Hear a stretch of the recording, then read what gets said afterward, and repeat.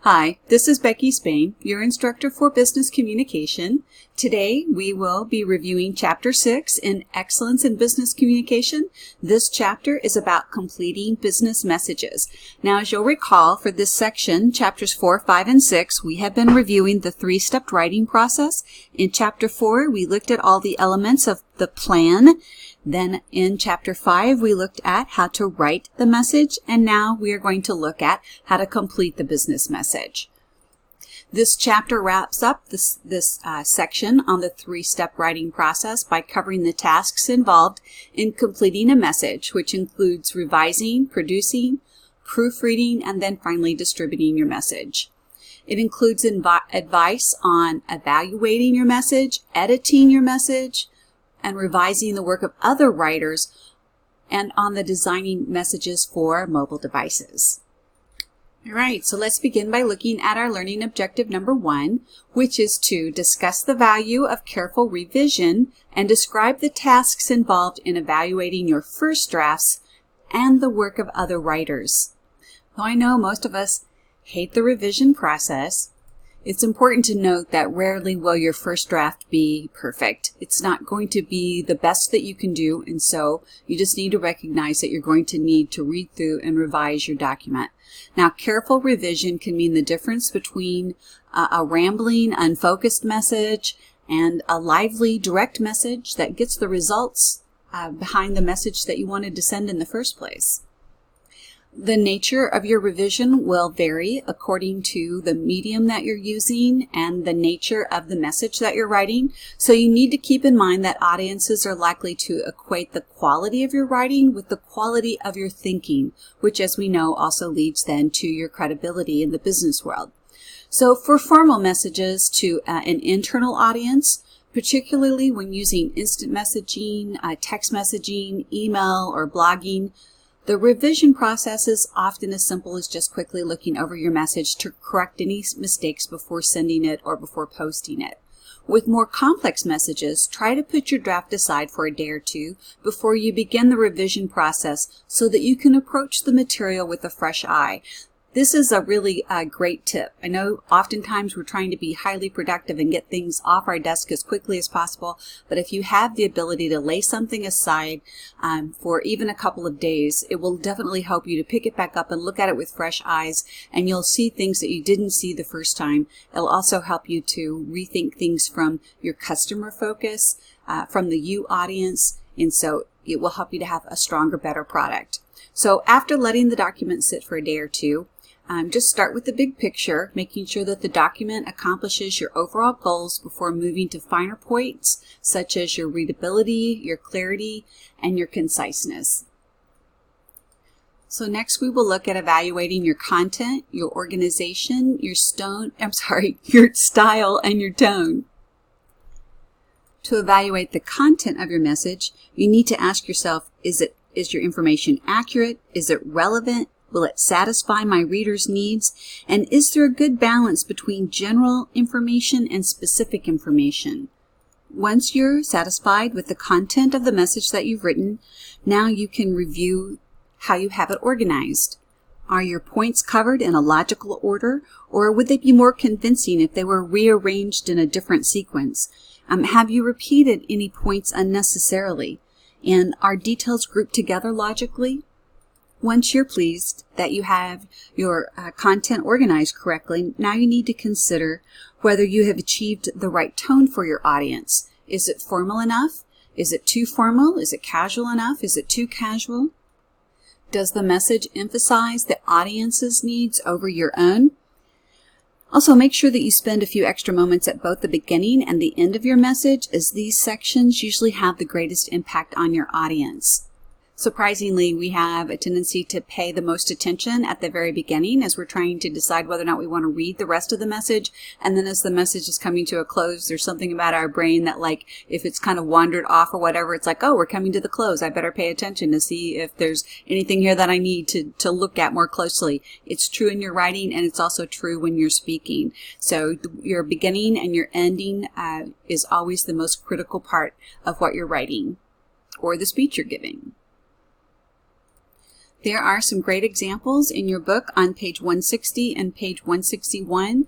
Take a couple of minutes and look at how they have outlined these revisions. It will help you to get a better idea of how the things that we're talking about are actually applied to specific writing examples. In the business world, in addition to writing your own assignments, there's going to be times when you're going to be asked to review or revise the work of others.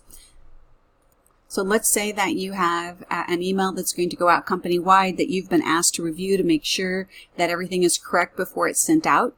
Remember that as you're reviewing what somebody else has written, that you're not trying to recreate it so that it sounds like it came from you. You just want to simply make sure that the things that we've talked about in the revision process are applied to that person's writing as well. You know, is it logical? Does it make sense? Did the writer succeed in delivering the message in an understandable way?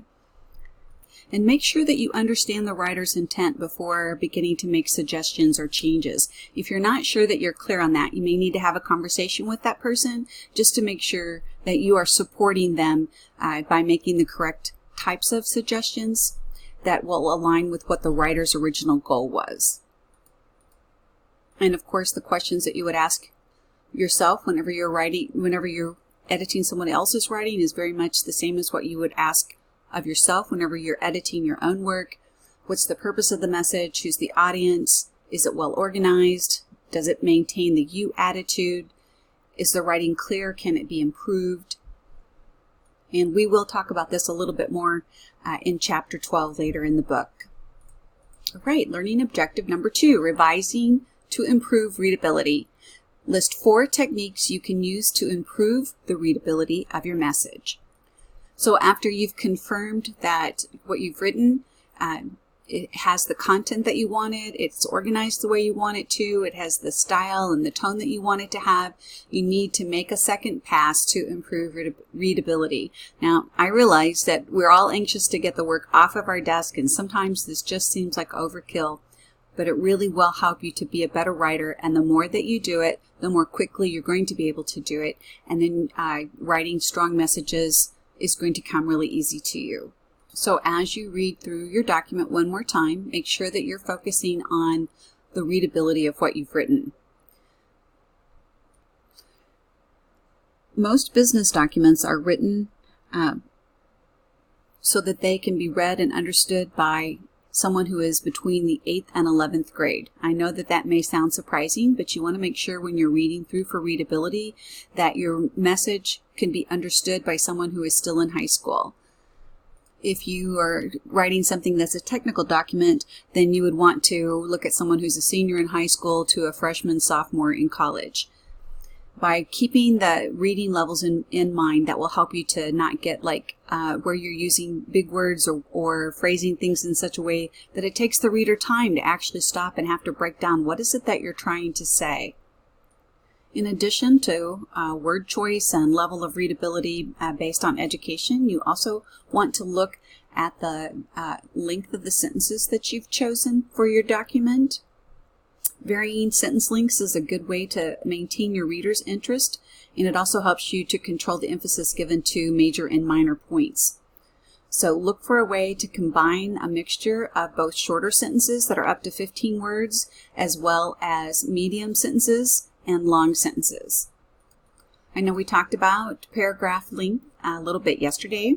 Not yesterday, but in our last chapter, which I recorded yesterday. You want to keep your paragraph lengths from short to medium. So a short paragraph is about 100 words or fewer, and they're just easier to read than long ones. They make your writing look inviting to the eye because it gives the reader's eye visual breaks. But as with anything, don't go overboard. Use it as a tool. And regardless of the length of your paragraph, make sure that you transition from paragraph to paragraph, because that helps your reader to be able to follow along with what your thought process is. Okay. You do need to remember that a lot of your readers are going to scan the document that you've sent out to see if there's information in it that they need, and then if there is, they're going to go back and read it more carefully. Also, there are times whenever you need to refer back to something that you've read, and finding that information quickly will help the person who's utilizing that information if it's been offset in some way. So a way that you can help your readers to scan your document and still get the meaning of what you want to say, and then also helping it to be a great tool for when you look back, is to use lists and bullets to help you to clarify and emphasize main points. There's a really great example of how this can be beneficial on page 164 of your book. There's also listed here in the PowerPoint presentation. So take a second and read through that. It really makes the point of why sometimes using bullets is going to be the better choice for you. If you use numbering rather than bullets, make sure that you're doing that, because point number 1 is more important than point number 2 and then point number 3. Otherwise, you should most likely use bullets. Regardless of the format that you choose for your list, you need to make sure that the items on your list are parallel. And again, there's a great example in your book on page 165 that if you are listing items, parallel would be like saying improving, identifying, developing, resolving, so that all of your items have the same verb phrases. And one of the ways that I make sure that I'm doing that is that I think in my head what that sentence says. Like below is a list of items that we are considering doing, whatever, and then make sure that as I am writing it out, that what I'm writing is a continuation of that thought. And that way I know that if I can finish that sentence with point number 1, point number 2, point number 3, or point number 4, then I've written a list that's parallel. So let me see if I can say that more clearly. I can choose to lose weight by making a list of ways that I'm going to do that. And so if that was in a report that I was giving, I could say by eating healthier foods, getting a good night's sleep, exercising daily. So I go back and check, because I could say I can lose weight by exercising daily. Okay, so that's parallel then, because I can finish that sentence with any of the 3 things that I've said. But I'm going to put them in a bullet point, so I'm not saying it 3 times. I'm just saying it in a block. Does that make sense? I hope so.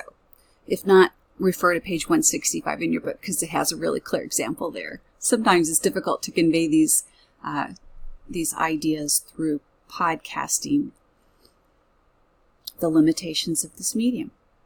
All right, so let's move on to adding headings and subheadings. So a heading is defined as a brief title that tells your reader about the content of the following section.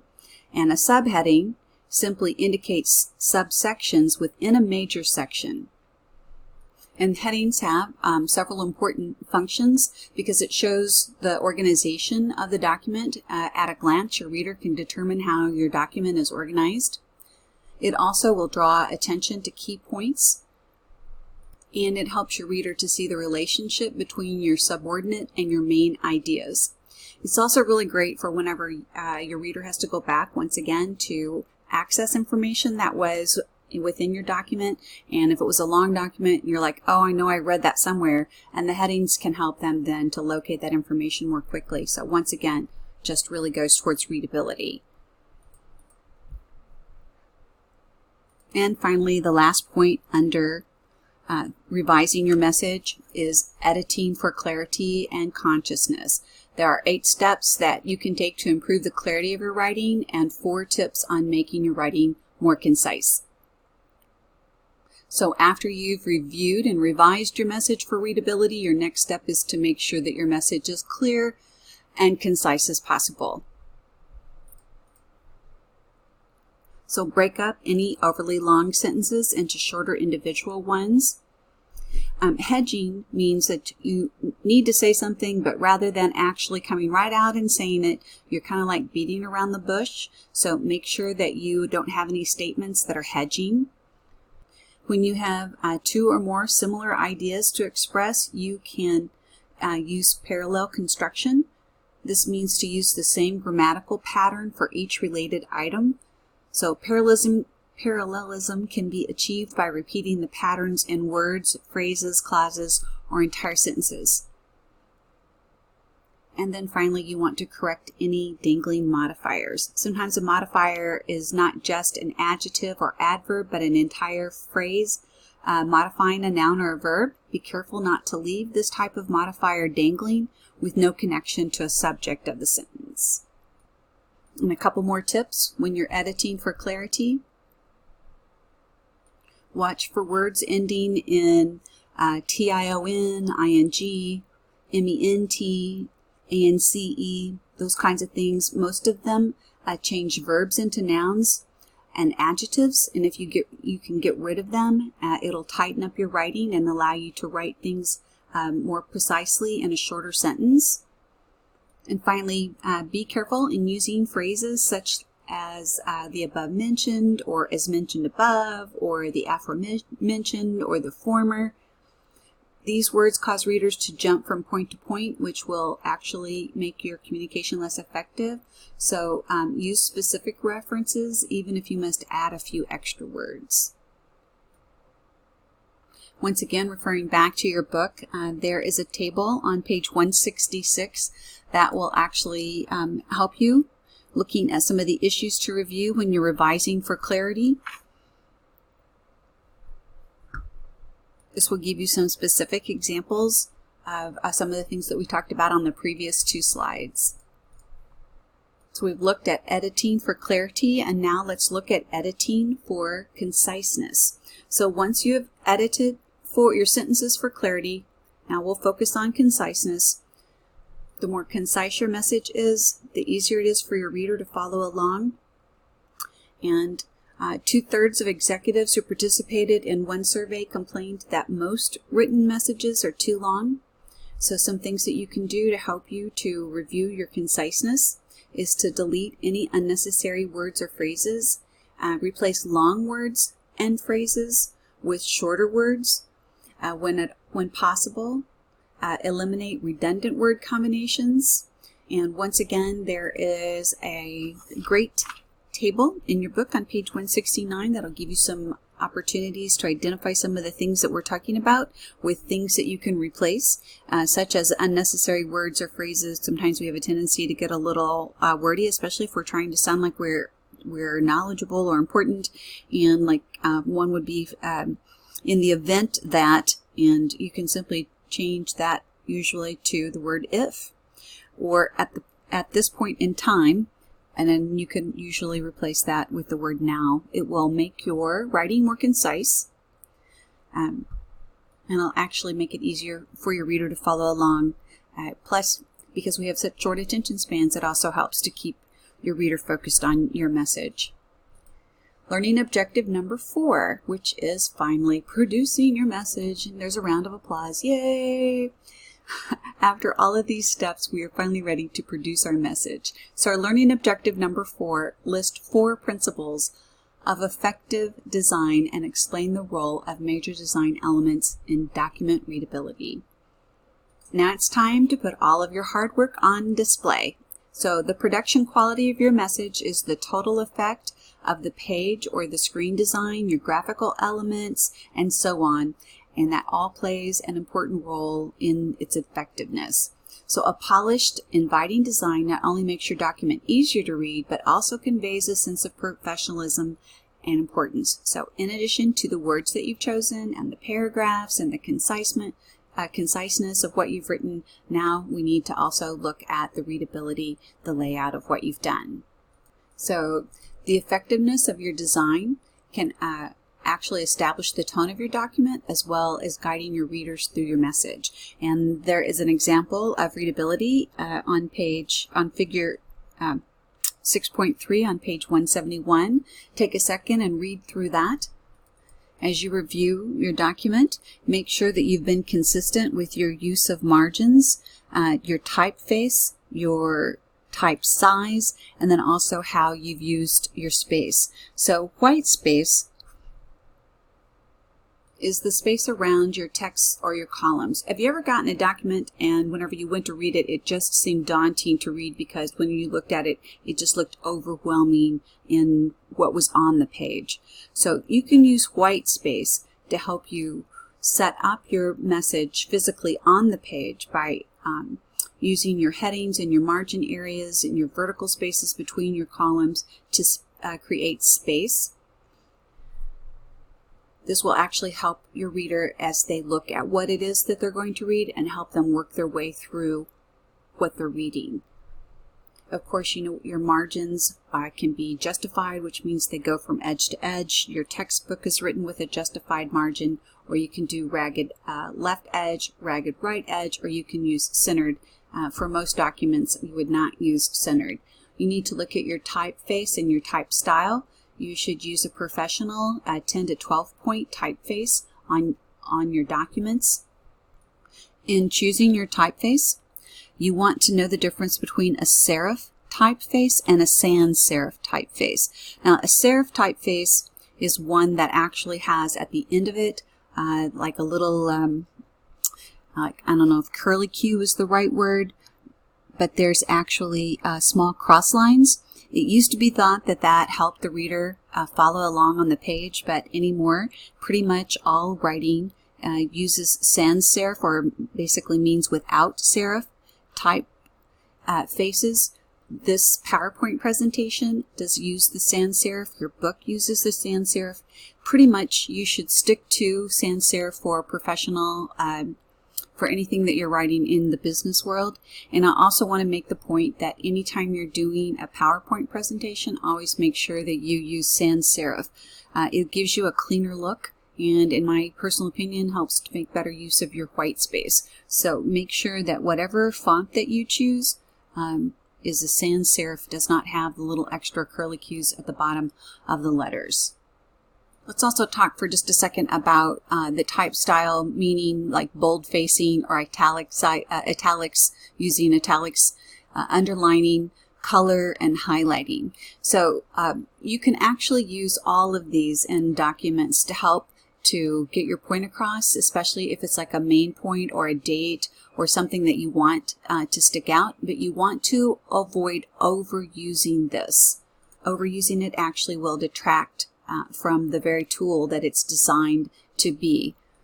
But using it a little bit to help to get your point across or to make information more easily identifiable, especially like in text messaging, with email messages, I find to be very advantageous. Also find it to be very advantageous in reports. So when I used to work at Bank One, I was required by the CEO of our center that each week you had to submit a report of what you were working on.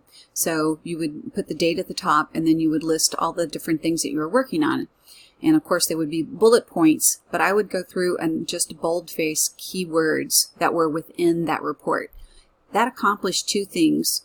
One thing is that it made it really simple for my boss to be able to just glance at my report, not have to read every word, and she could see the main point of each bullet point that was on the report, so she would know what I was working on, and if she needed additional information, she could read the rest of the information. And then the other thing that was really useful is at the end of the year, when you have to do your part of your employee evaluation, it was really simple to go back through and look at what I had bolded in my weekly reports so that I could do a summary then of what I had accomplished for the year. So I'm a big fan of using boldface and underlining and highlighting in order to bring certain elements to your reader's attention. If I'm sending out an email of a reminder of a meeting, I usually boldface the meeting time and place and date so that once they've read the email and they know that it is pertaining to a meeting we're having, they don't have to read the whole email again to try to figure out, now where did she say that was? Did I get that time on my calendar? It's just at a glance and they can see it. So it can be a very effective tool, but if you go through and highlight everything, or everything is highlighted and underlined and boldfaced, it takes away from the layout of your document, and then people just completely ignore that because you've, basically kind of messed up your white space. And then in regard to design elements for your mobile device, we've talked about some of these earlier, so I'll hit these pretty quickly, but just think about keeping things in small chunks. Remember that the screen is small and you need to make sure that you are keeping your format simple, using plenty of white space so that your reader can get through the information in a way that is inviting and quick. Keep your format simple and avoid anything that is likely to get in the way of a fast, easy read. All right, and then let's move on to our final step, which is proofreading your message before you hit that send or that publish button. So, learning objective number 5, explain the importance of proofreading and give 8 tips for successful proofreading. So once again, I know that we hate all of this reviewing and revising and proofreading, but once again, this will help you to have a quality document that you'll be proud of. You need to consider the final proofreading as the quality inspection stage. This is your last chance to make sure that your document is ready to carry your message and your reputation to its intended audience. So when you're proofreading, you need to look for 2 types of problems: undetected mistakes that you might have made in your writing or your design or your layout, and then the second is mistakes that crept in during the production. So as you're doing that final read through, your proofreading for quality control, you need to do a couple of things. One is to make multiple passes. You need to go through the document several times, focusing on different aspects each time. You also need to use some perceptual tricks. This will keep you from missing things that are in plain sight. You can try reading backwards on your page, or placing your finger under each word and saying it silently, or covering everything but the line that you're currently reading and then reading the document aloud. And these are all really great tricks to help you to focus, because once you've gone through it so many times, you know what it says and you kind of just move forward with it without really stopping to think. But it's amazing at the mistakes that sometimes are made, and some of them can be very devastating. So when I graduated from my undergrad program, it was the 50th anniversary of the university that I was attending, and they, because it was the 50th anniversary, were very proud and made medallions to give us. They actually put them over our head as we walked across the stage to get our diploma that said 50th anniversary. So as the people were in line going up to get their diplomas, they were putting these medallions on looks like Olympic ribbons over everybody's head as they're going across. And then there was kind of like a murmur among the graduate students, and then up on the stage you saw this murmur kind of go through, and then whenever people started coming up, at one point they actually stopped putting the medallions on the people as they were crossing the stage. So then afterwards we were all like, what happened? What happened? And those that got the medallion early realized that there was a spelling error on the medallion. Now that medallion had been reviewed by so many people, and there had been markup after markup after markup trying to get the medallion that was commemorative and special for the 50th class to look perfect. And in that, there was a typo that no one saw because everybody just assumed that that was what it was supposed to say, and the typo was in the word anniversary. So they had done it so many times they didn't see it. A huge mistake, and of course the person who was responsible for the final approval on that was in some deep water, hot water, for making that kind of a mistake. So you may think that your document is perfect and that these perpetual tricks are kind of like overkill, but especially on critically important documents, items going to printing or going out to large audiences, it is really important that you take the time to use some of these tricks and just make sure that there's no mistake on your document before it goes out. A couple more tricks. Get some distance. We talked about this earlier. If you have a chance to walk away for a day or two or even a few hours can help. And then don't rush to proofread. Take your time. Make sure that you are taking this as the final point of this entire process, and that you take your time to make sure that you've done everything correctly. All right, and then learning objective number 6, distributing your message. Discuss the most important issues to consider when distributing your message. So sometimes you don't have a choice of which distribution method to use, but if you do, you want to make sure that you're considering such things as the cost of what you're doing, the overall convenience, how much work is involved for you and your audience, the time, how soon does the message need to reach the audience, and then of course always need to consider security and privacy. Before you turn off your presentation, I have something for you. I wanted to give you an opportunity to earn 5 bonus points. And I don't do this very often, but I know that I mentioned in earlier presentation that there are so many details here, and I'm worried about you being overwhelmed with all of the details, and that the goal is for you to choose a few things that you can do to improve your writing today. And so if you would like 5 extra bonus points, this is for you, for those who have listened to this lecture to the very end, you may send to me an email at the address that's on the syllabus, which is spainb@hawaii.edu.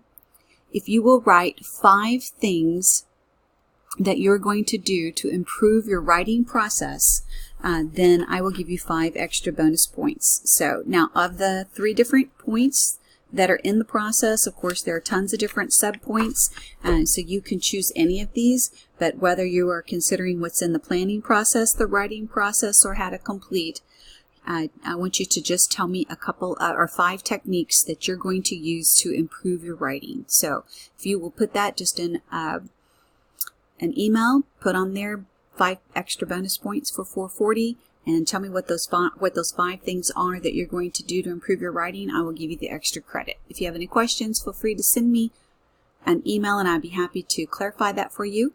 Your 5 extra bonus point opportunity is not noted anywhere else except in this presentation, but I will honor it and give you the extra points if you'll email that to me by the end of the week when your homework for Chapter 6 is due.